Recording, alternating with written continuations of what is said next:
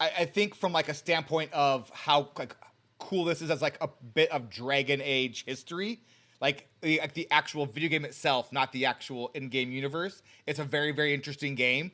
But as far as like in-game universe lore, yeah, you could just watch a 2-minute video on it probably and be okay. But I'm very happy that I played it. I feel like I understand more about how the devs kind of got to where they got with the game a little bit because of how the game changed between Origins and Awakening. It's pretty cool. Thanks. I am pretty incredible. Thank. Now, I do see that my thank, which is in the show notes, has been grayed out. Was that because I was not here last episode? So, as you will see in the show notes, listeners, Dano is blue, Enthralmund is purple, Matt is red, Stormrage is green, and Sheep is gray. So, Sheep thanked last week. I think I should have been consulted on this. It feels jarring to have my intellectual property stolen by a dear sheep. It seems unnecessary. And if only you had asked for permission, I wouldn't have given it because it's my bit and I won't let anybody else use it. I do believe that it was actually Sheep who grayed it and took control of the thank. All So, right, well, Sheep, I'm coming for you. I left it green, so I don't feel like I should be involved in this lawsuit whatsoever. All right. This is definitely between you and Sheep, and I'm staying out of it. So I will give you a pass for now, unless new information comes to light. Well, I'm really glad that we could make this segment that's about our patrons About and Twitch us?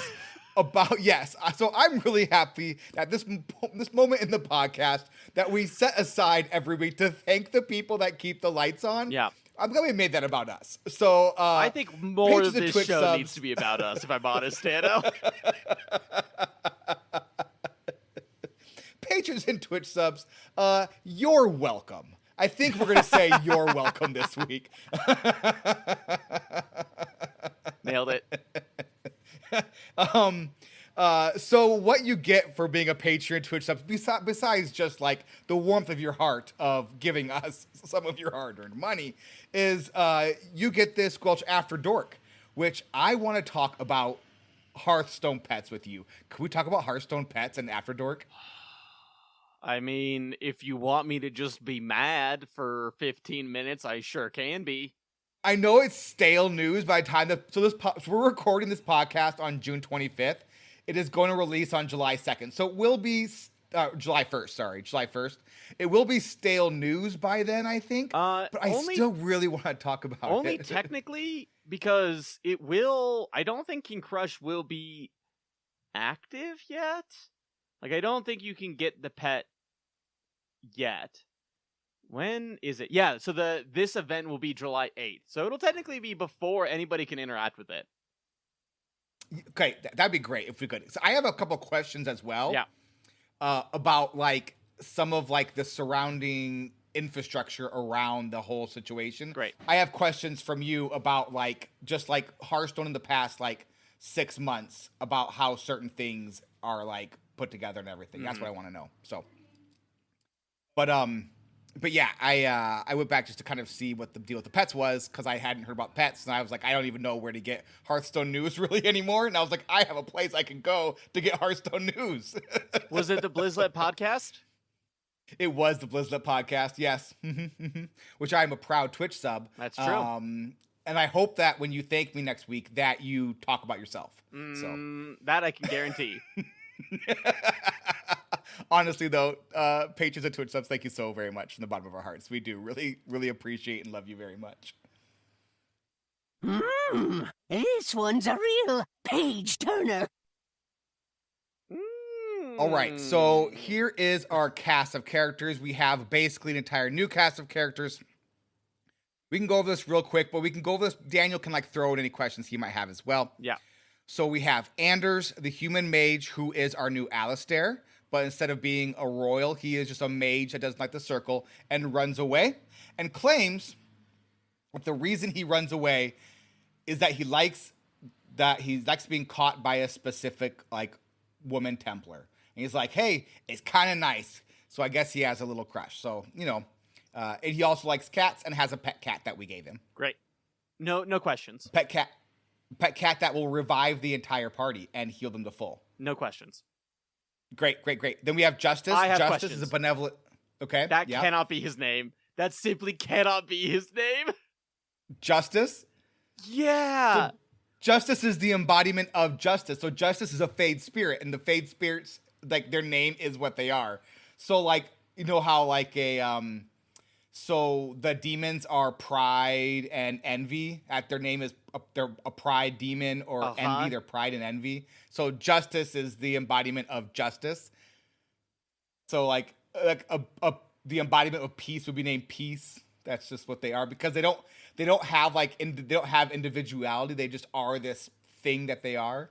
That's the idea behind the Fade spirits. I am very curious because in Dragon Age Origins, it's pretty clear that basically every spirit is pretty evil and should not be allowed to leave the Fade. Is the story we are presented with time and time again, from the mages to the things we interact with. Why this? Why this not bad? Why this not bad? Well, we are introduced. If you had played with Wynn more often, you would have known that she has a Fade spirit in her who isn't bad. Yes.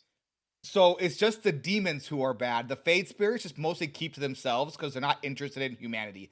So like the difference between like a spirit and a demon is basically their interest in humanity to a certain extent. Like that's not like 100% the difference, but for the most parts, the spirits aren't interested in humanity or dwarves or whatever. When I say humanity, I mean like all the intelligent species and races. So they're not interested in humanity. They just kind of keep to themselves and hang out in the Fade and kind of do their thing. So is Justice not interested in humanity? Why is Justice here? It's because he's super interested in humanity. So Okay, we're going to get to Justice. I'm just glad we're all on the same page on this one. So we get to Justice. So Justice is, we'll get to this later on in the podcast. We'll learn more about Justice and like how he gets involved with us.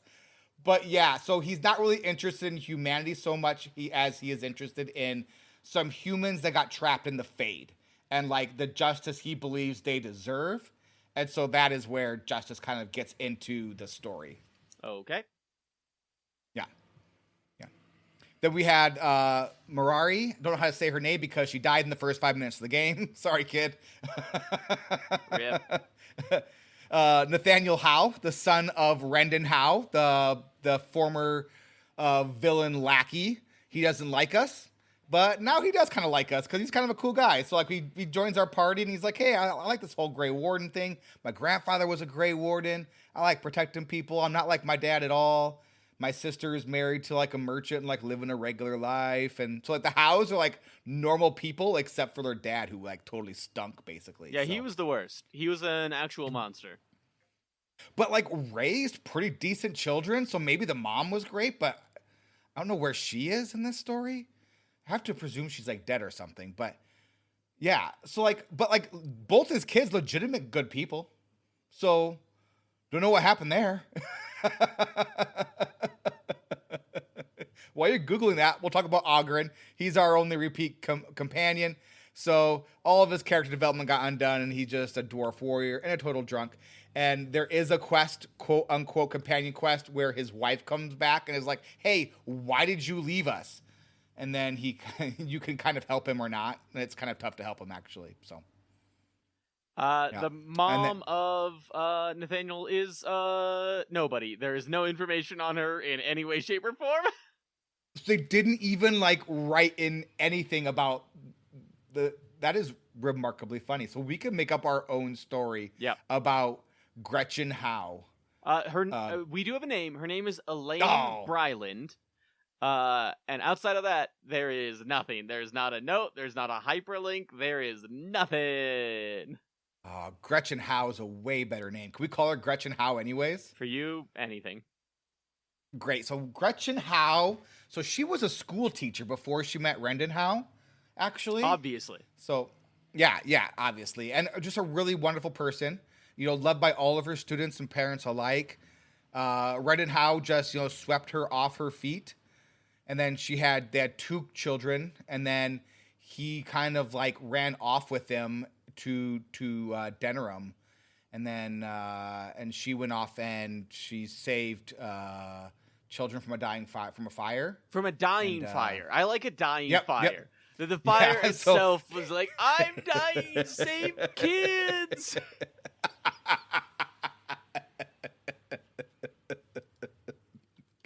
Yeah, we'll go ahead and make that the show title. I'm not good on my feet, apparently. Sigrun is a castless dwarf and member of the Legion of the Dead. Lots of face tattoos. Totally broken because her entire Legion of the Legion of the Dead that she was with is gone now. Were captured and turned into brood mothers. Really not a great situation for her. But now she joined the Grey Wardens, and things aren't still great with her. And sadly, she does not get any sort of mention in any of the rest of the games. So she just kind of ceases to exist after this game is done, which kind of makes sense. There's a couple different cards at the end of the epilogue where she's she just kind of walks off into the deep roads to go and fight Darkspawn forever, which I think is a kind of a fitting end for her, to be honest. Well, I imagine not forever. No, well, until the end. Though pretty close to forever. So if I think there is a specific card where it says, where there's specific ways you have to go about it. For her to leave the Grey Wardens, right after you're done. You have to do certain things where she gets mad and then leaves the Grey Wardens and then goes right into the deep roads. And then there are some Grey Wardens, decades later, saying that they found her. And they found this little dwarf, woman fighting in the deep roads, muttering to herself. So, yes, kind of forever. So, she's kind of awesome like that. She was one of my favorite characters in the game. And then we have Vellana, who is very much our Morrigan, but she's a Dalish elf mage this time. And her sister is part of the architects team and is fully team architect. And Vellana is all about trying to go and kind of go and find her sister to see what happened. So there are some other important NPCs, not as important this week, but we have Seneschal Varel, Captain Gravel, and Mistress Wolseley. They are our 3 people in charge of our keep. We go to them for quests. Dworkin is the dwarf that blows stuff up. Voldrick is the dwarf that builds stuff. Then we have Heron and Wade. They make lots of armors. We have many, many, many side quests where they make us many, many bits of armor and some weapons that we never have to use because it's a short game. And then Sergeant Maverleys, who is the one guarding the entrance to deep roads that happens to be beneath Vigil's Keep. So that is our cast of characters. Let's hop into the recap. Duncan, are your men ready for battle? They are, Your Majesty. Do you want to still thank Duncan, or do you want me to was thank going Duncan? to ask, Duncan's been dead for, let me check the clock, the entire podcast. Should we at some point thank someone else? Well, at this point, we're done. We have 2 weeks left, so I feel like there's no reason to thank anyone else. I mean, we could thank Morrigan. She's her DLC is next week. It's a pretty fun little DLC. Okay. That without actually a real ending, we'll get there. It's an insane DLC. Both the DLC we talk about next week are absolutely bananas. One of them you're like, why is this a thing? And the other one's like, wait, where was the ending? So I'm intrigued.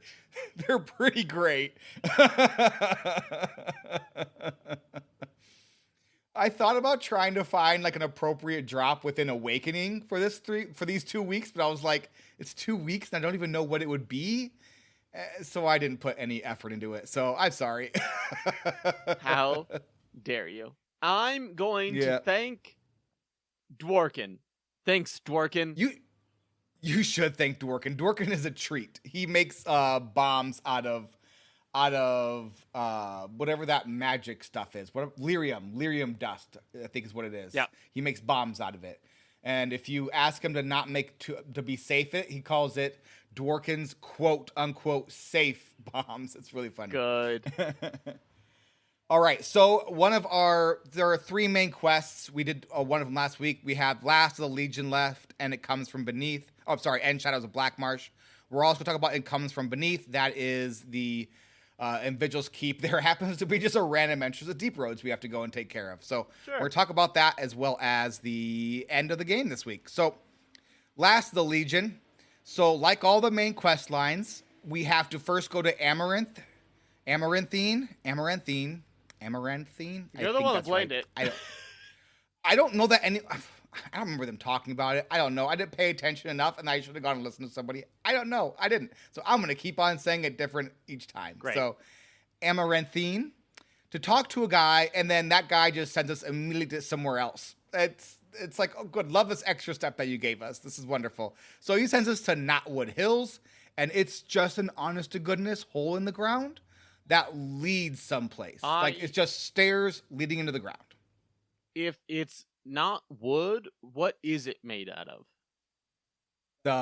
The stairs are made of wood. But it's called not wood. No, it's Knotwood. My bad. Should have pronounced it correctly. Okay. I see it. Yeah. I see it. Knotwood Hills. Thank you for the emphasis. You're welcome. You're very, very welcome. So it's stairs leading to a giant hole in the ground. This is not the last time this happens, by the way, in this series. So it does happen again, and it's fun that time as well.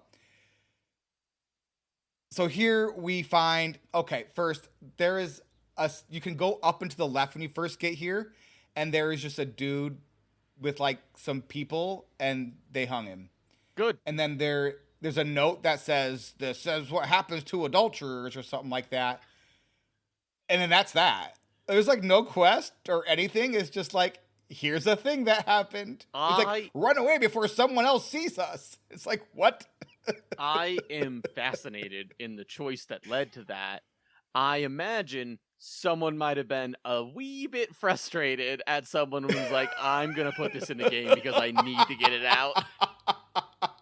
I didn't even go there, but you're probably right. Because it doesn't lead, there's no, like, side quest. Because there's a lot of these little relationship side quests in this game, actually. It's like a number, it's like 3 or 4 where it's like, hey, this person was sad, go find a bunch of notes, like, that they wrote to this other person. Yeah. And it's like, okay, I guess I can do that. But for this one, it was just like, here's the thing.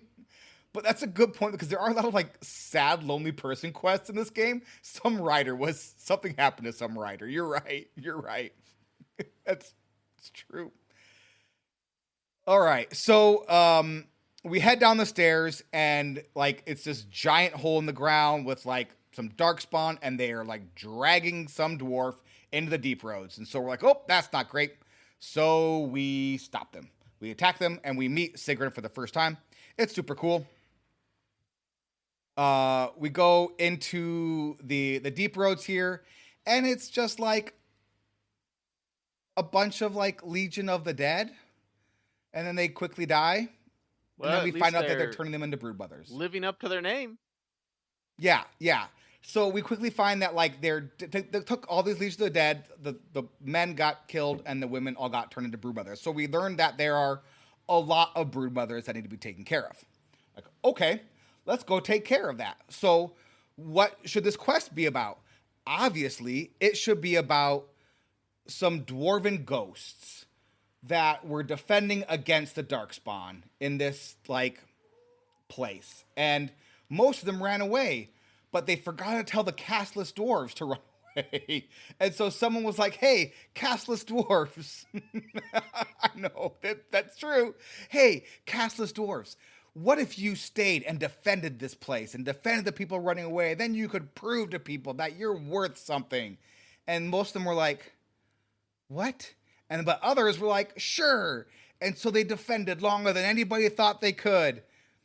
And then they all died. But we have proof now because we have, like, some writings. So if we go give it to those dwarves, Dworkin and Voldrick, they can tell someone. So that's what we do. I love Dworkin and Borkin. I think Dworkin and Borkin works. Dorkin and Borkin, building and blowing. What's fun is Dworkin is truly kind of a madman, and so you get this this information that turns dwarven society in the head. Like if you know these castless dwarves, they're not worthless. They're not these, you know, they have an ability. They are people just like us, and they fight and they love and all this kind of stuff. We have this proof, and we need to get it to someone. And so the person you have to give it to is not his brother, who is like a well-respected person in, you know, society to a certain extent. No, you give it to the crazy person who's like, you should tell my brother too. Probably a good idea. Probably a good idea. Can do that. I just love that it's almost like a 300, but it's what if 300 was a story about people whose lives we didn't care about? And then we're going to one day tell you that we're going to kind of remember you, but we're super not going to remember you because you are lesser than people. Yeah. It is 100% exactly what it is. And it was just some guy who was like, hey, you know, I nothing else to do really here, so I think I'll just try to convince these dwarves that I can go, that they should stay and fight. And it's like, okay, they'll stay and fight. So we take care of that. We go get that information up, or we actually hold on to the information until later because we can't be bothered to leave the middle of the dungeon. We have to just hang on to this information. Then if we die, it just goes away. So oopsie. Anyway, so we keep on making our way through the deep roads, and we run into a bunch of more talking darkspawn. Apparently, we're in the middle of a darkspawn civil war. They are fighting, and they're not happy. We learned that there are two sides of the civil war. There is the architect, and there is the mother. And they're mad at each other. And they apparently both have talking darkspawn on their side. So we have to, like, fight them. But it's one of those, like, cool situations where, like, you walk into the fight. So you can, like, just, if you're kind of bored, you can just sit there and wait. And they'll just kind of fight it out themselves. And then you go take care of the winner, which is great. Eventually, we run into some guy named Stefan. And he's in a cage. He's just like hanging out in a cage over some lava. And just this human being in a cage over lava. And we go, hey, he's like, hey, can you get me out? And we can choose to let Stefan out. Or we could choose not to. And everyone's kind of okay either way. And they're kind of trying to talk you into keeping. It's like, what if he is infected with the taint? You maybe should just keep Stefan in that cage. And if you let him out, he like goes and runs back to the city. And you're like, hey, are you okay? And then he runs away from you, and you never actually find out if he has a taint or not. So leaving him in the cage might be the right call. But, you know, either way, I'll let him out. Fascinating. Yeah. This is where we run into the child or hatchlings. These are like crab-like dark spawns with like giant kind of people faces almost.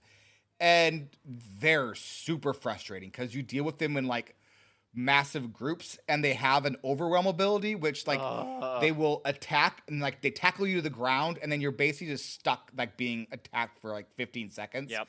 So the way I dealt with this was for my tank to run in and get overwhelmed.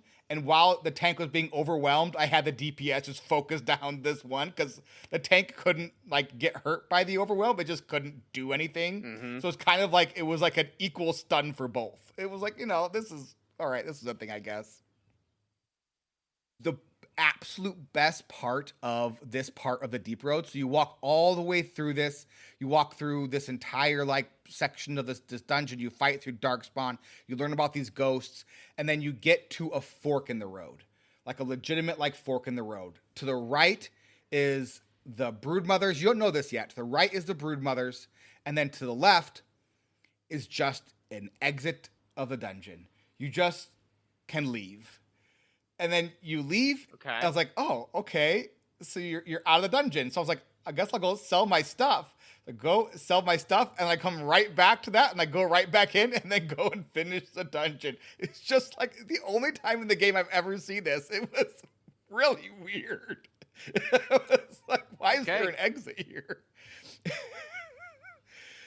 So we go into the final boss room. Here we run into a darkspawn named The Lost, capital T, capital L. All of the darkspawn have names like this, like the Lost, the whatevers. The darkspawn aren't great at naming conventions. So he says he can feel us, presumably because of us carrying the darkspawn taint. And he says that the mother demands all who serve the architect die, kind of assuming that we serve the architect.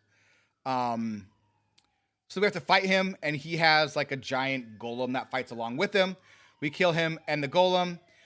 There's a fire truck going by. Yay! There we go. Fire truck has gone by. And we fight him and the golem, and then we get like a piece of like the golem breastplate, and we can take it back to our friends, and they have a whole quest to make some new armor for us. I think like a shield. I think it's probably pretty good. I don't remember. There's a whole lot of stuff like that where it's like, hey, you picked up some random junk. Would you like us to make something? I guess so. So the final fight is kind of like you have to basically knock down some chandeliers onto the broodmothers who are at the bottom of a hole. I wish people could have saw the look on your face. So you go and like they have like those tentacles there. You have to fight some tentacles. And then you just knock the chain. You hit the chain and it will fall on one of them. And then you run around to the other side and hit another chain and it falls onto them. Is this Chrono Trigger? Are we back to the boss that's just a goof? What's happening here? Why is it chandeliers at a non-joke boss fight? It might not have been chandeliers, but it's essentially what it was. You were knocking something down. I think it might have been. I don't remember. But it was something very similar to that. You were knocking something down onto them. And it was like, and because the broodmother's like attached to like the wall of wherever they are, they can't move. So like they shouldn't have attached themselves there. So yeah, that we took care of the broodmothers. And then we talked Sigrun into joining the Grey Wardens instead of going off to die in the Deep Roads. So yeah, there were some side quests here. Watching a fight against the broodmothers, and I want to confirm. I will confirm as soon as I can if there is in fact a literal chandelier or not. I will talk about the side quests. So we had the lyrium dust for Dwarken to make bombs. We have ore for Heron and Wade to make more armors for our troops. We have Golem's Might, which is where we got the fancy chest piece from the golem we killed. The long buried past, where we find a note in the ground and take it to the chantry. And they tell us to go to an abandoned house to find some gold. And that was the entire quest. So yeah, how is the research going? I was on the wrong fight.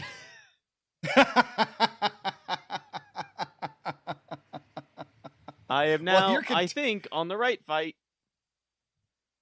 I was on if you want Dragon Age Origins originally, the fight against the Broodmother, and there was not that much exciting happening. That was a fun fight, though, that fight against the Broodmother in the Deep Roads of Dragon Age Origins. I thought it was a fun fight. So the next quest we have to talk about is It Comes From Beneath. So this is a Sergeant Maverleys. She is guarding a random door in Vigil's Keep, which turns out to be a basement into a random section of the keep. And we run in there. There's lots of dead darkspawn and a Mabari that we can heal if we have a high enough level in whatever the wilderness one is. I can't remember off the top of my head. Survival? He won't join either way, but we get bonus points for a couple of our survival. Yeah, I think it's survival. If for a couple of our companions. That's all that really happens with it. I was disappointed. I thought we'd get another Mabari, but we don't. We get a side quest here that we cannot complete until the very end, but we'll talk about it now. So basically, within our basement, there is a secret door that we can't open without 4 keys. It's just hanging out right there in the basement. It'd be like if you're going down to do laundry and your laundry machine was to the left, and then to your right was a crazy door with 4 keys that you don't have the keys to, and you unlock it, and there are some long house Avar lords that used to be statues down there, and then when you put the keys in, some spirits go in there, and you have to kill them. I do have an update. It's just big chandeliers. That's all it is. Big chandeliers, that just are seemingly up in the sky to be cut down to kill the broodmothers underneath. I love it. As it should be. Everyone knows broodmothers love to have candlelight. It's really helped. So it's just really setting the mood, really. Oh, yeah. Now, it is important to note that these chandeliers do not provide any form of light. They seem to be just a very large, intricately carved stone that is somehow being held up perfectly by a single chain. I wouldn't think too much about it. I've thought too much about it already, and it makes my brain hurt. I think it's perfect. That is how I have the chandelier in my house. Great. So we get into our basement. We have some prisoners locked up there like you do. There are some prisoners who are infected and we have to kill. And there are some other prisoners who are just locked up. These are kind of fun because you go into the prisoners and you're like, hey, what are you doing here? And they're like, oh, we're prisoners. And you're like, well, do you want to get out? And they're like, yeah. And you're like, well, there's lots of like monsters and undead. And they're like, hey, cool, we'll just stay here. Actually, on second thought, I don't need to leave. That sounds bad. So you come back and they're not there anymore. So who knows what happened to them? But so you can free them, or you can just let them stay if you want. I'm going to assume from now on, any character that we do not see or is killed off screen is killed by a falling chandelier. I now assume that is the main cause of death within Ferelden. It's just, who's the arms of the angel later? Melissa Etheridge? No, Sarah McLachlan. Sarah McLachlan. Just Sarah McLachlan singing about chandeliers and Ferelden. In the arms of a chandelier, going falling down. Eventually we get to a dead end blocked by rubble, but Voldrek can clean that up no problem. So we go do some stuff and then come back and Voldrek has cleaned that up. And our basement in our new home now leads to the deep roads, which isn't great. So we have to take care of that. So into the deep roads we go. We hang a right and we get to the shrine of Croth. We put a McMuffin on the altar and we get an axe. So these like Avar, I think they're pronounced. I'm not 100% certain. They're never actually spoken about in the game. They're just kind of like all these little side quests about them. So like they're kind of just being introduced in Awakening, but nothing really pays off here. So they're basically like this long, like they're barbarians essentially. Okay. So, yeah. So this is a barbarian guy, and we give him a McMuffin, and then we get an axe. So cool, thank you. We find some lyrium dust for Dwarken to make more bombs. We eventually kind of make our way down, and we have to fight this spirit called the Dark. How would you pronounce that? Theurge? Theurge? Teurge? Yeah, probably. The Dark Teurge. And it's 5 undead buddies. And you get it down to about 25% and it runs off down the hallway like it does. So we chase it to a big fancy room that apparently wasn't finished by dwarves before it became overrun by darkspawn. It's a whole codex entry and whole like lore about if only they had a little more time, they could have saved this Tig, but they couldn't.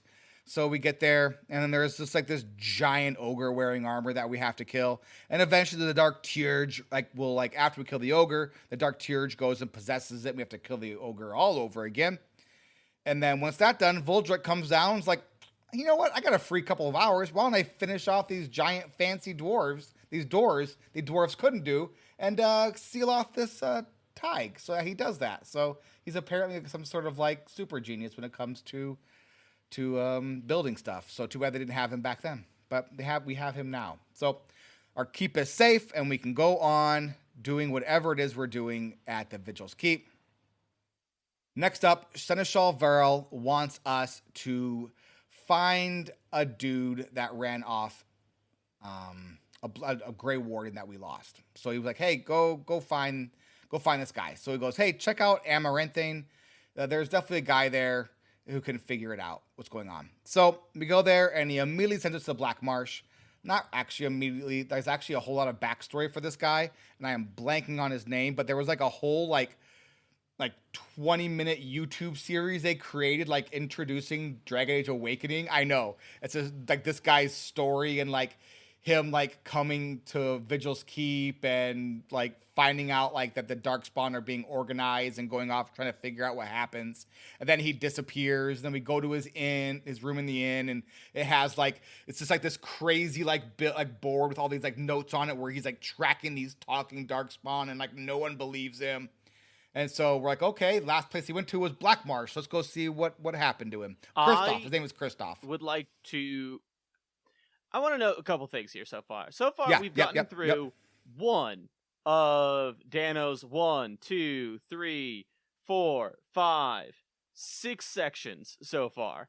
And I think it can also be summed up with killed some Darkspawn. I mean, kind of, but like, first of all, we had the ogre and the dark tearage. That was kind of cool. And we had the fun 4 broodmothers in the wall that we killed. Sure. Yeah. So I mean, I guess you're right. If you want, we could just take this podcast and turn it into 2 minutes if you'd like. It is not that. I enjoy the descriptions. I just, in case people are like, why did you say there's not a story? We're so far 1/6 of the way through at 45 minutes. It's because there's a lot of things that happen, but not a lot of story. Yes, you do a lot in the game, and very little of it has to do with the actual story of the game. It's a little bit of an oopsie. Like, maybe it was like a little bit of too much scope, and they were like, this is more than an expansion that we want to put into it, and so we're just gonna like, maybe scope creep. Is that a thing? I'm gonna make that a thing now. I like that. I like it. Yeah. So we get to the Black Marsh. Black Marsh is pretty cool, actually. So we get there, it's full of blight wolves, blighted werewolves, and those children, those childer things. They're just miserable to fight. So those annoying Darkspawn spawned by the mother. We find notes about some countess lady from Orlais and how she came here to, like, be some benevolent ruler. And then we find Kristoff's corpse, which is very sad. And then a talking Darkspawn named The First comes down. Can we agree that his corpse was killed by a falling chandelier? We 100% can agree that his corpse was... it happened off camera. Yeah. We don't know what happened to it. Great. Yeah, so it 100% was a chandelier. Ah, man, those chandeliers. In the middle of a marsh, yep. yeah. If you can have a chandelier in the middle of a mountain, you can have a chandelier in the middle of a marsh. I mean, there is a town in the middle of this marsh, so I mean, who's to say there wasn't a chandelier there? I mean, I'm not saying you're wrong. So the First comes down, and he's mad about the whole, like, Darkspawn Civil War thing. And then he has some orb, and he's like, to the Fade with you. That's my words, not his. And we get sent to the Fade. And he also gets sent to the Fade, which he didn't know would happen. And he is very upset because he realizes that the mother was like, hey, I'm going to sacrifice you to get rid of these people I don't like. And that he wasn't super enthused about that. Mm-hmm. So he runs off into the Fade, and we go as well. We wander around old-timey Black Marsh, essentially. Like, Black Marsh before it became a desolate marsh was kind of like a nice little, like, wetland, like, lake port thing. It was kind of nice, kind of pretty. And we find a young lady. This is a side quest called A Maiden in Distress. We find a young lady being attacked by undead. We kill them. She runs away into a crypt, like you do. So we chase her into that crypt, kill a bunch of undead, and then she's like, "Waha, you fell for my trap. I'm actually a demon." And then we kill her. Hey, demon, pretty bad trap. Because if we can make our way into a crypt and kill a bunch of undead to get there, we could probably just kill you. And also, if the goal is to be attacked by these things, how is this a trap? You just led us through a place where there were people that you didn't like as well. You got it right. You pretty much nailed it. Great. So we exit the crypt on the other side because there are 2 exits to this crypt. And we run into a protest of Fade people being led by Justice. It's kind of a riot, kind of a protest. You know how those things kind of go. Yeah. So Justice tells us about how the Baroness, she was like fed on children or something. I don't think that's exactly what it was, but she basically sent children into the Fade in order to like gain eternal youth. It was something like that. Like So you she's do. not a great person. Yeah, and eventually like it all went like south, and like her and all the townspeople eventually ended up in the Fade, and so she kind of just had them like trapped there to feed on them eternally. And we go and we talk to all these people, and it's like, hey, if you help us, we can help you, essentially. And kind of like by help you, we mean like let them move on, but like some of them kind of assume like we mean like bring them back into the world. You know how it goes, you know. So they help us. We storm the Baroness's compound, and the first is there acting all smart, you know, trying to be like, oh, this, that, and another thing. And then we just tell him that he was, you know, a tool of the mother. And then we get into a fight and kill the first. And then we get sent back to, hate that his name is the First. The mother makes sense to me. The architect makes sense to me. Justice, fine, silly, a little over the top, but makes sense to me. The First sounds like you are describing the first part of his name, and you are just forgetting to describe the second part. So I think that my headcanon for the First was he was the first like talking darkspawn that they made, or something. Or the first of the mothers talking darkspawn, or the first one that returned to the mother. Something like that is my assumption. I would have loved like the progenitor, the origin, something, but the First is so like the first of what? So we get sent back to Black Marsh, modern times. No villager, and lo and behold, we did it. Kristoff is alive. His corpse starts moving. And then, oopsie poopsie, it's Justice. Justice accidentally came with us, and now he is inhabiting Kristoff's corpse. And so he's like, "Hey, you need a tank? I'll join the party." And so Justice joins us in Kristoff's body. So hey, thanks, Justice. Welcome to the team. I don't think I used him at all after this was done because I was a tank. But great. But he was fine. He was nice. It was good. It was interesting. He was kind of a fun little character. There's like the Kristoff has like Kristoff, quote unquote, Kristoff has their Justice inside Kristoff has a companion quest where you go and find Kristoff's wife, and Justice talks to his wife, and she's like, "Yeah, it's fine. I'm glad that you're getting revenge." And I'm like, I wouldn't have handled it that well. No, that would have been a bad time. So then we have to kill the Baroness, who turned out to be a pride demon all along. She just had the estate, take care of her. Then we go find a bunch of dragon bones and put them together and find a ghost dragon. And we fight the ghost dragon to get a ghost dragon bone to make a cool sword. I kind of feel like maybe we didn't have to put the dragon back together. We could have just taken one of the bones we used to put it back together, but you know what? I don't think we're going to think about that too much. It's okay. It was a fun little fight. We could think about it a little bit. We could think about that a little bit. Yeah, you get a dragon bone to make the sword. Cool. And you use dragon bones to put it back together. Great. Perfect, no notes. This next quest you would love, by the way. So you get this quest in the main city hub. Called Sir Alvard's Sword. It's a guy who is dead. He lost a sword. So we go to Black Marsh and we go to the port where stuff is dropped off. And there in a box is his sword. The end. I hate side quests. This is the exact quest that I'd be like, why? Why? And then there's the Tears in the Veil side quest where they're dancing demon ladies and we have to go kill them and then we get some armor. That was actually a little bit more interesting because they're kind of all around Black Marsh. You have to walk around Black Marsh to find it. But the missing sword one is the best one because you go and it's like a box of what's obvious like shipping crates. Cool, it's just found in a shipping sword, container. guess it's mine. It was just like someone forgot to put a label on the box. Like it was very much like...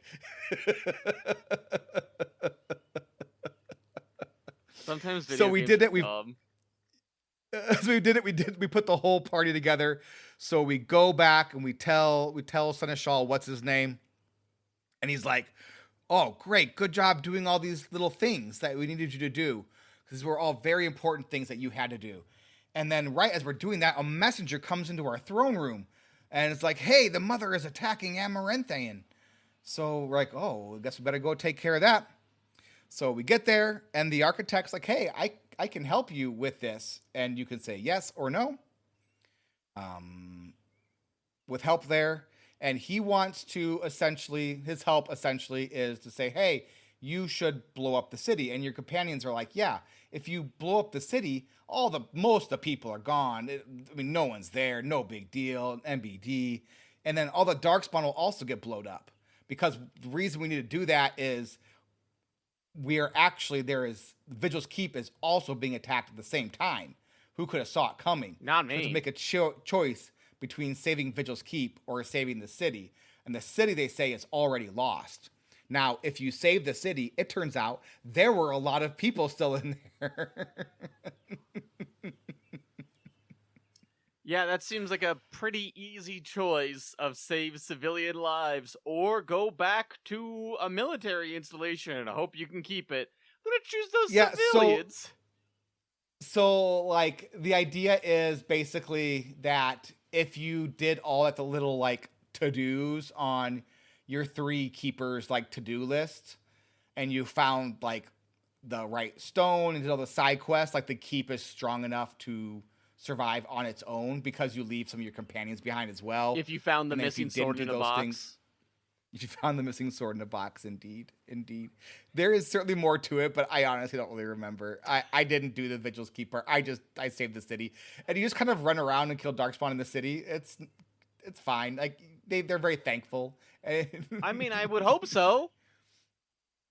And so we kill the Darkspawn in the city, and we find out where the mother is. And she is at, like, something called, like, Dragon something. I don't remember what it's called. Doesn't really matter.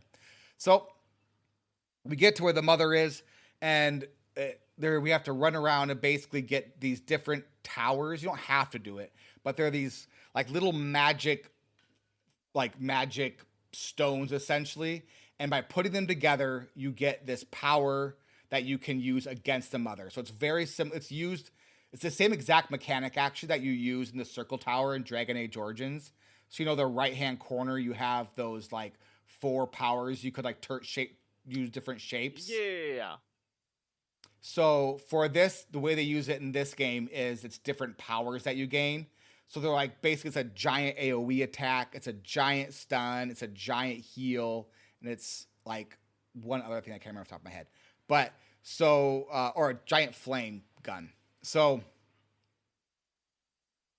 you basically get to, like, if you do this extra little to-dos as you go, you get these 4 big powers to use against the mother. That's good, because that fight is very, very hard. So we enter in and we start kind of going doing this stuff, and then eventually we run into Sirani. I love Sirani.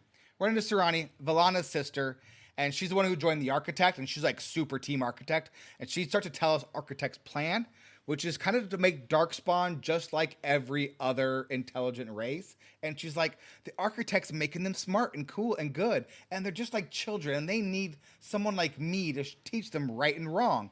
And Valana's like, no, okay, but come with me. Don't stay with him, come with me. And she's like, no, and then, like, walks off into the background, and we have to fight more Darkspawn. But we kind of get an idea here now of what the Architect is trying to do, which is to sort of make, like, the Darkspawn like elves or humans or dwarves, which is, a choice.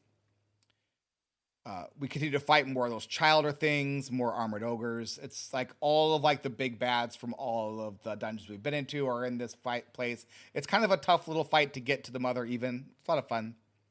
So on our way, we run into the Architect and Utha.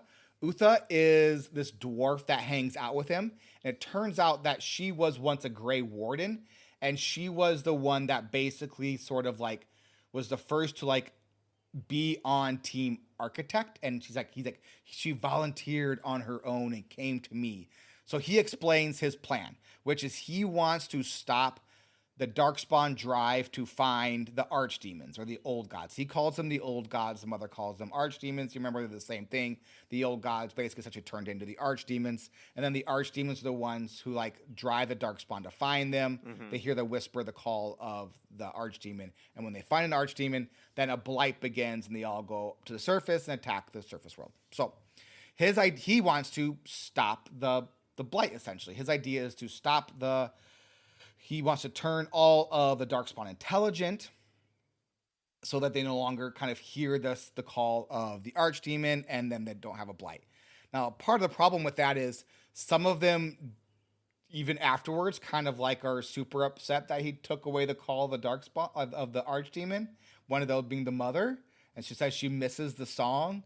And so like some of them turn against him after he makes them intelligent, and they go to the mother. And then we also kind of learn about how he's doing this. And it's like a total Uno reverse card where he gives the Darkspawn Grey Warden blood. So the same way that Grey Wardens get their powers by, kind of taking in the taint and then being able to like withstand it. That blood, he claims, has like sort of he didn't say antibody, but that's just what it is, to basically make the Darkspawn intelligent and not hear the call of the archdemon. It's kind of a neat little argument. And I think there's also, in the video I watched, I touched on that the Architect is one of the 7 mages who were like the initial cause of the Darkspawn invasion, as he was one of the people that initially got to the gates of the Golden City. Oh, so in the game, if you you can side with the Architect, or you can not. If you say, "Hey, bud, I'm not on Team Architect," you have to fight the Architect. You have to fight Utha. Super hard fight, super fun. If you do side with him, he will come with you or a shade or spirit version of him, essentially, will come with you to fight the mother, and you can use his powers. And she says that he was the one who woke up the archdemon. I assumed it was the archdemon for the most recent blight, but what you're telling me is he was one of the first Tevinter Magisters that traveled to the Maker's throne and then found the old gods and then woke one of them up. Both are true. So he was one of the original 7 that attempted to approach the Golden City and was rebuked, which caused the whole thing to start. And then we're getting the Dragon Age Inquisition lore here. And then in this specific blight, he is also the one that woke up this specific archdemon. Gotcha. Super cool then. That's super interesting, because I actually know about that first part. I just knew about him being the one who woke him up for this specific blight. So he was trying to undo what he had initially did. That's super cool, because he says to us, "Oh, I don't know why I'm different. Why I'm a Darkspawn that's unlike other Darkspawn, but it's because he is one of the original Magisters who did the big oopsie." So we have there's myth in Origins, if you read all the codexes about, there's a little bit they talk about this briefly in the codexes about their root, the myth that the Tevinter Magisters created the first Darkspawn by trying to find the Maker, essentially. Cool, great, I love that. Oh, that's super cool lore. Thank you for bringing that up. I didn't actually know that.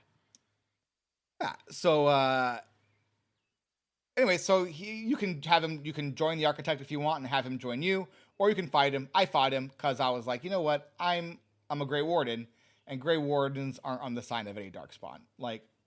And I also think the idea of harvesting Grey Wardens is a bad thing. I think it's not great. I think it's not great. But it was a really neat. It was a very compelling argument. It was a very intelligent and well thought out and kind of well written argument. The best part of the game, hands down, was the Architect's argument for you joining him and not even joining him necessarily, but not trying to kill him, essentially. It's very good, very well done.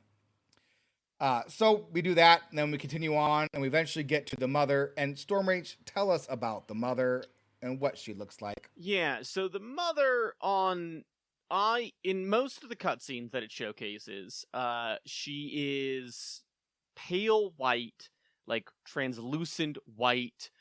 She has kind of longer black hair.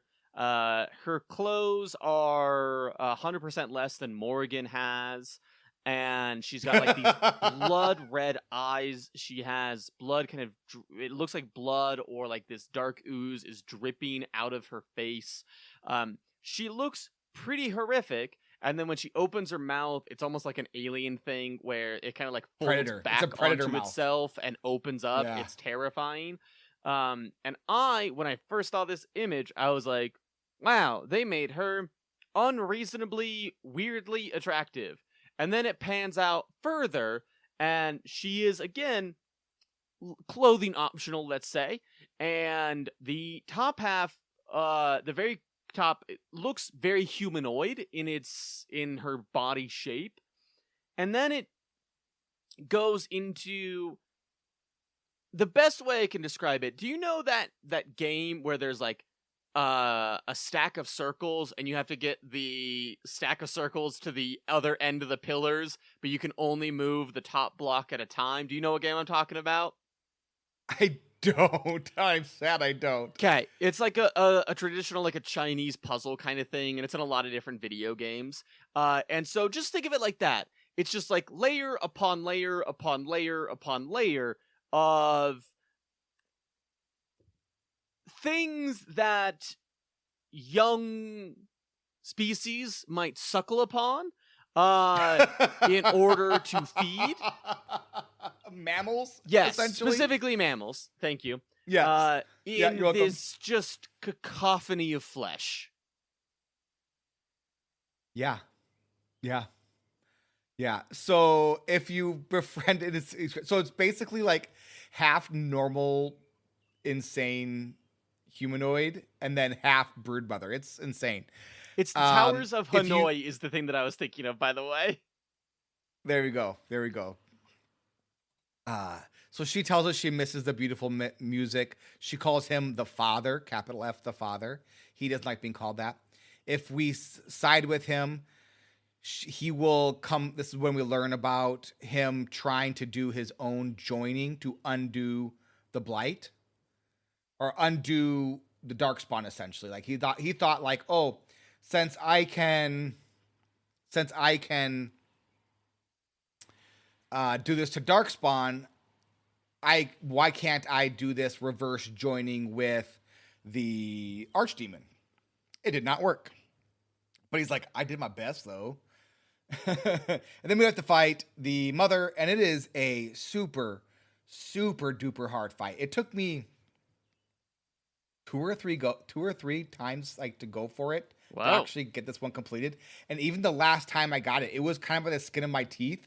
The first fight, I used my healing power way too early.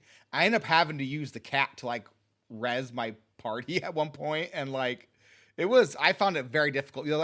The tentacles were crazy. Kept on it was wave after wave of darkspawn. You had to essentially at one point just be like, okay, I have to focus fire her and then just ignore all of the darkspawn. So all the darkspawn coming in, you're basically I had just one mage who had some crazy mage powers and was focusing fire her, while everybody else was just fodder for the darkspawn, just hoping to burn her down. And I got there. It was really, really, really fun. So you kill the mother, and then you go right into the epilogue, and the epilogue was super fun. So there's a whole bunch of different options about what can happen. So in my case, because the warden had married Leliana, she will eventually step down as the warden commander, and then they go and kind of go out on adventures on their own. Anders will remain with the Grey Wardens to train next generations of Grey Wardens. And yeah, it's just kind of a lot of fun. So it's like anything else. It's just a ton of different options based on all the different things that you chose. So if you go to the epilogue thing here, Stormrage, you can see there's pages upon pages upon pages of different options that could have happened. it's truly kind of insane because like it was a ton of game, but like every single decision you made in the game like leads to different like loadouts for the different companions or for the different wardens. So yeah, so in my case, Anders remain with the Grey Wardens. Yeah, and it was just kind of fun. I really enjoyed it, and I thought it was.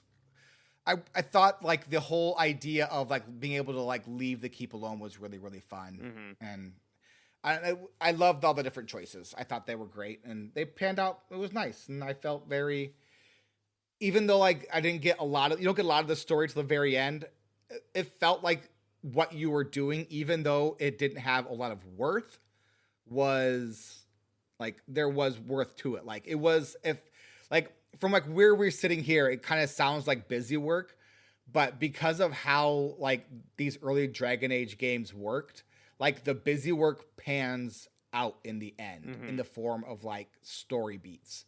And so during the epilogue, all of that busy work that you do kind of comes out in the end, which I think is a ton of fun. There were companion quests in this. Every companion had their own companion quest. Of course. They were super low key. The Howe family is one of them, where you go and you just find his sister, and she's like happily married to like just like a normal everyday merchant. And he's like, do we want? She's like, I'm very, very happy. And with all this, he's like, okay, cool. I'm pretty happy too. And it's like, great. Anders, you try to like find his, the blood thing, basically. What's it called? The thing that the mages, like the Templars take from the mages, the sample of the blood that the Templars take. The blood thing. The thing with the blood. The tracker. I can look it up here. The tracking blood. It is exactly right. You got it. It is their phylactery. Phylactery. And so he gets like, it's like, hey, I found out where all the phylacteries ended up for Reldon. So we can go and we can make sure all the mages are free. And so we go, and it was a trap. So we have to like kill a Templar. Oopsie. So they're all kind of like that. They're not a whole lot to it. Like, Olgren's wife comes and she's like, what did you do joining the Grey Wardens? He's like, what? What are you talking about? You know me. I was never going to be a good husband and dad. And then you can eventually like convince him that, you know, maybe your child growing up without your dad isn't great. So at least write letters. And so he'll like write letters and visit from time to time, but essentially stay a Grey Warden for life. I want to highlight one of the outcomes, which I think is kind of insane.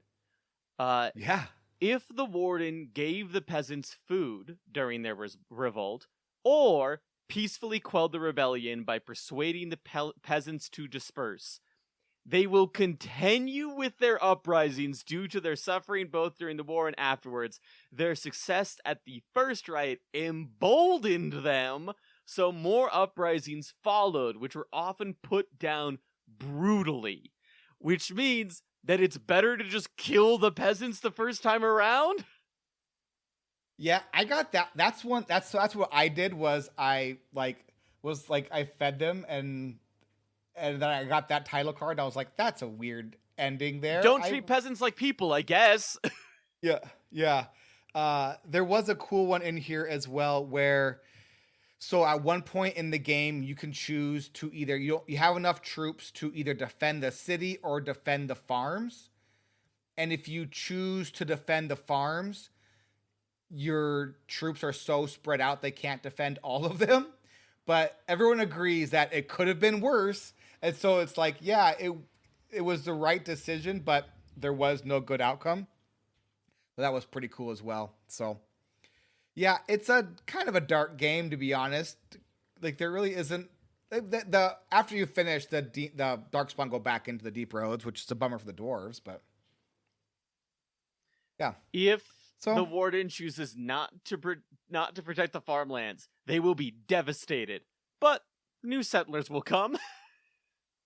That's exactly. So like it's like, so if you choose to protect the farms, like it fails, but not all the way.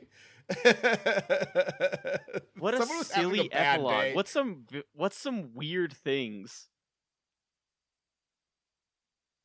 What's some weird things about the epilogue? I think you've got through quite of them. No, sorry, I said it in the cadence of a question, and I said it with words of a question, but I meant it as a statement. What weird Yes. things is how I should have phrased it.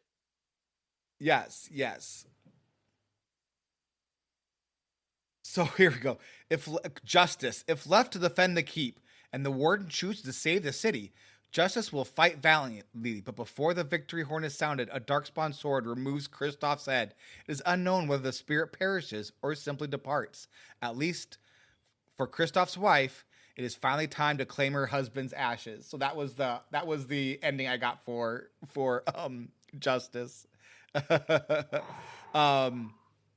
Nathaniel, this is one I got for Nathaniel as well. Nathaniel Howe will dedicate himself to the order to clear the blemishes on his family name. After saving Terran Kuzlin from a bandit attack, a portion of Amaranthin is returned to the house. So then Nathaniel passes that holding all along to his sister's son. When a new castle is built there, a statue of Nathaniel is erected in its courtyard. He's kind of like a fun character. Honestly, like Nathaniel Howe and Sigrun are probably the most interesting characters in this game. Sigrun because like it's just super dark, and like she had like a dark past and a dark current and then a dark future, and you just kind of like she deserved her own game at some point just to kind of like Explore that. like her traveling the like very like I just think they have like an endless dungeon of like how deep can Sigrun get into the deep roads, like almost like a roguelike or something like that, of like never ending runs of Sigrun in the deep roads would be super cool. Like someone make that game.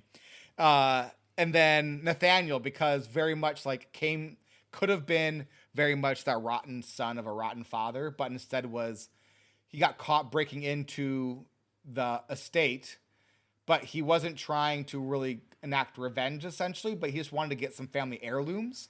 And then he didn't like the warden because of what happened, but then was like quickly like learned, and his sister talked about like, hey, dad had this coming. You weren't here. He did a bunch of like really awful and terrible things. And so he was like, oh, and like took in that new information and then like changed his opinion on things. A really cool character. Some of them were kind of forgettable. Ogren is kind of like a joke. Anders is fun.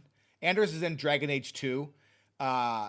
Is a very interesting character in Dragon Age 2, and they kind of lay the groundwork for Anders' story in Awakening. So, Anders is pretty fun as well, but very much an Alistair type character, which is like, I got jokes. Mm-hmm. So, Mm-hmm. head to the Naga sandwich. Yeah. Taste my grilled cheese.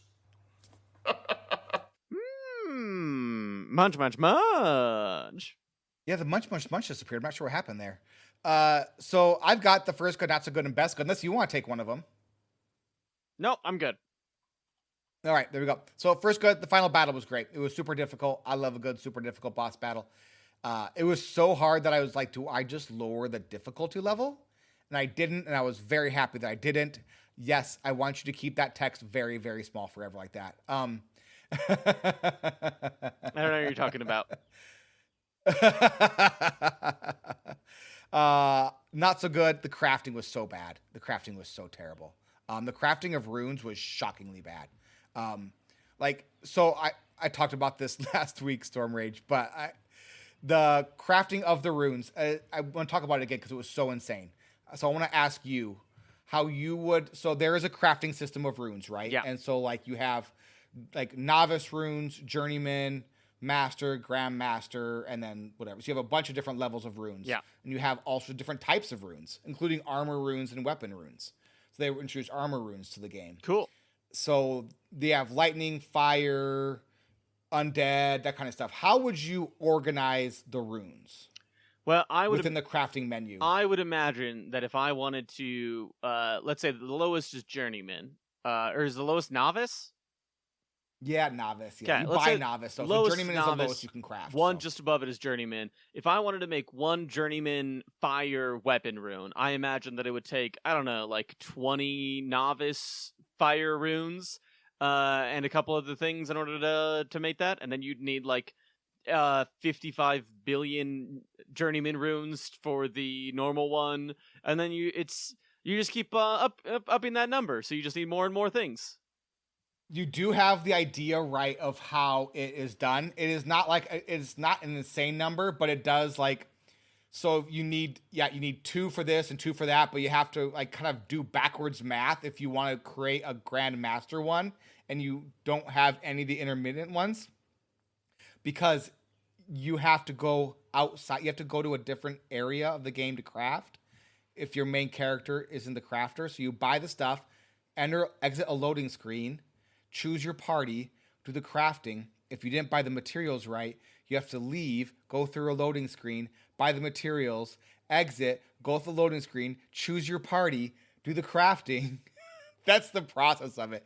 Now, the organization, like how it's laid out in the menu, instead of being like alphabetical by type, so like lightning, like novice, lightning, journeyman, it's the order you get the runes. So if you discover a Grandmaster Flame rune early in the game, but then you buy the Master Flame rune later in the game, those 2 runes won't be near each other because there'll be other runes in between them. So you can't even find all the runes you have.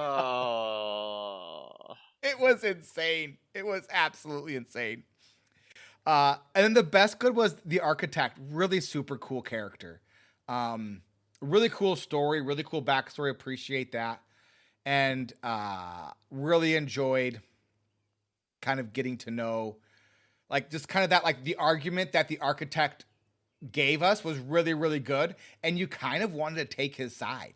You're kind of like, yeah, that makes sense. Let's do that. I mean, but then you're like, wait a minute. No, you're a Darkspawn. if I was playing, I would have sided with the Architect, because I think that that's a legitimate, real.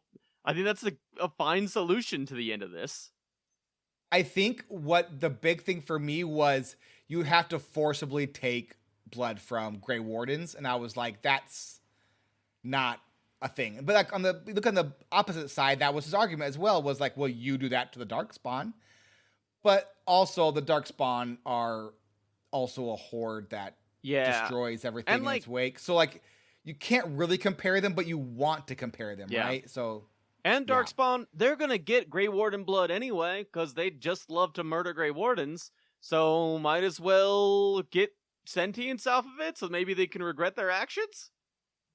I mean, you're not wrong. It was fun. It was, I really enjoyed it. The end of the game was really, really, really good.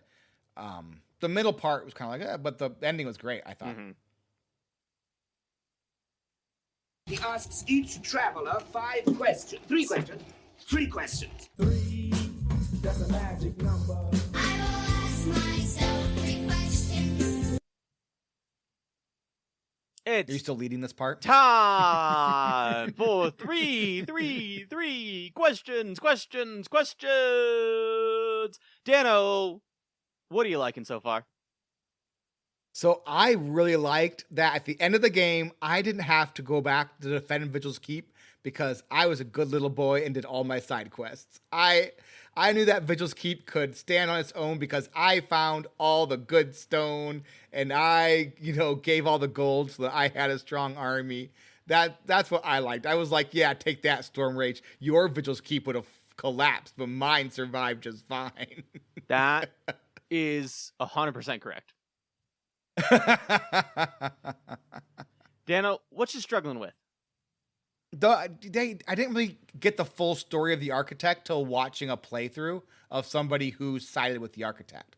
Because you don't get that full story of the Architect going and kind of being the one who caused the blight unless the Architect is there to talk to the mother. Mm-hmm. So like that, I didn't even know that until today, actually, because I fought the Architect. So all I got was his side of the story. I didn't get the mother side of the story. You essentially just go and you fight the mother if the Architect's not there to have like a little convo. Mm-hmm. So yeah, I thought that was, and then there's even more story. But I think the rest of that story is explained in different games. So, but yeah, I'm super glad we got that. Added a whole bunch of really cool context.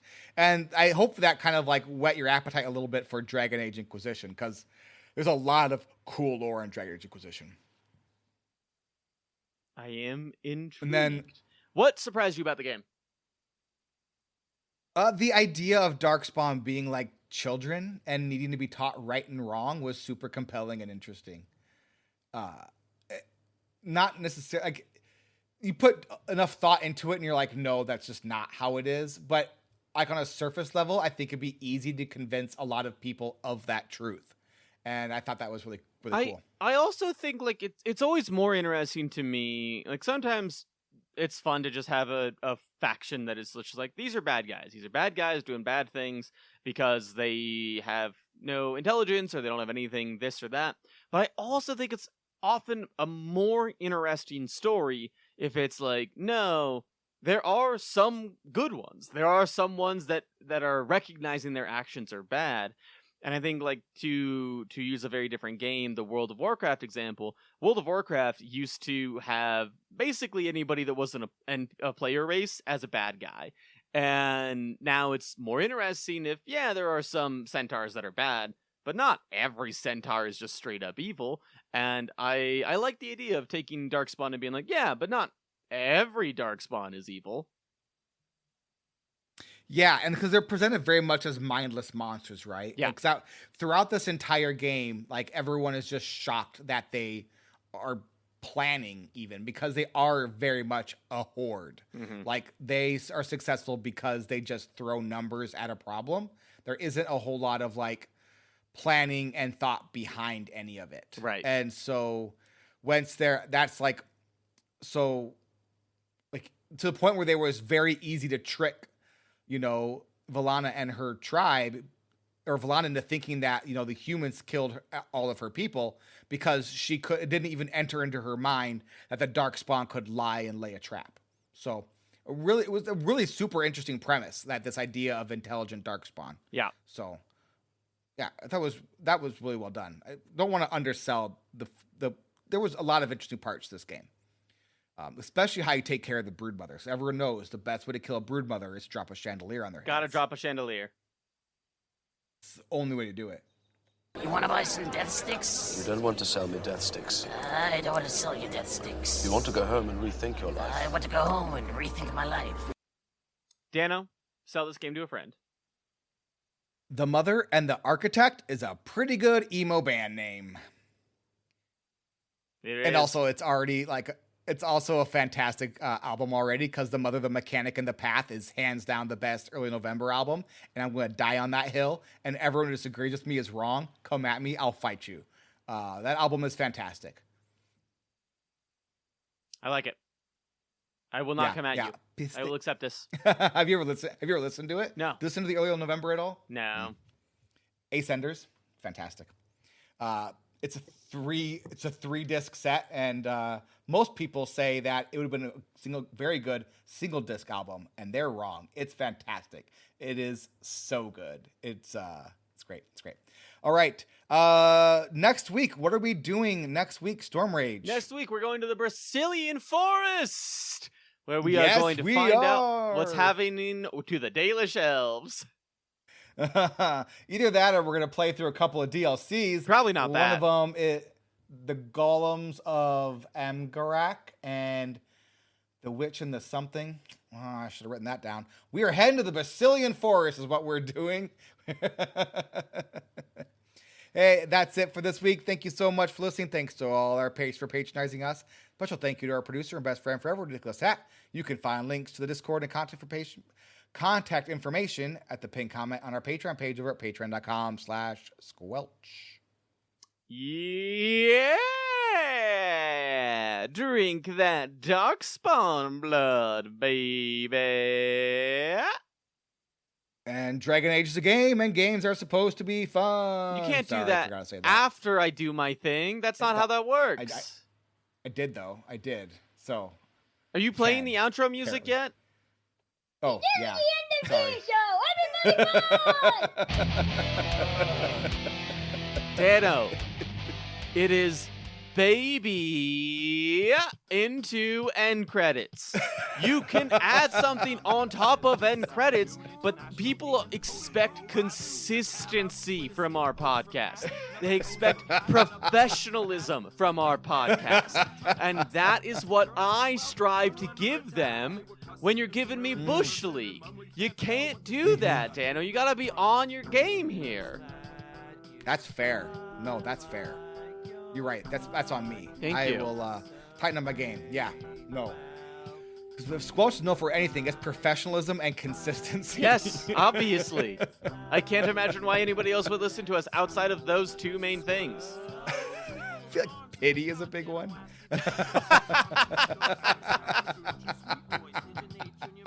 Okay, we don't need to get real about this, Dano. Sunk cost fallacy. Eventually, this podcast is going to get good. I know it. Yeah. Listen, next week, it's for sure going to happen. And if it doesn't, try again next week. I promise, eventually it'll be a great episode.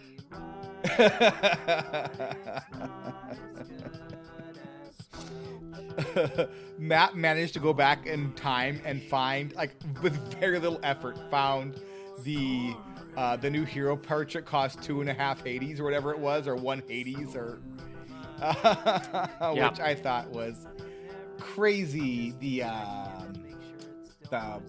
cost creep of it's Hearthstone. Insane. Like the whole Hearthstone space is just in such a lot of words I cannot use on Squelch.